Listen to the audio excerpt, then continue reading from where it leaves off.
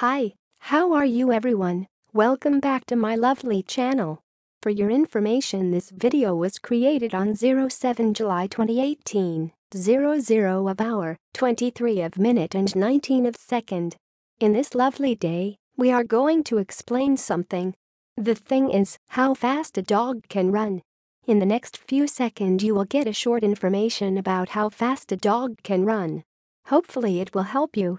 Enjoy the video.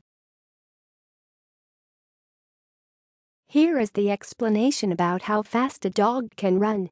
When you think of fast dogs, the tall and lean greyhound is the first breed that usually springs to mind.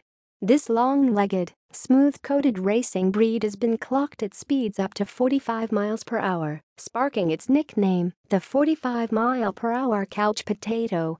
Last update September 24, 2012. Now, we will give you 20 seconds to read again the explanation by yourself so you can absorb this information. Please take your time.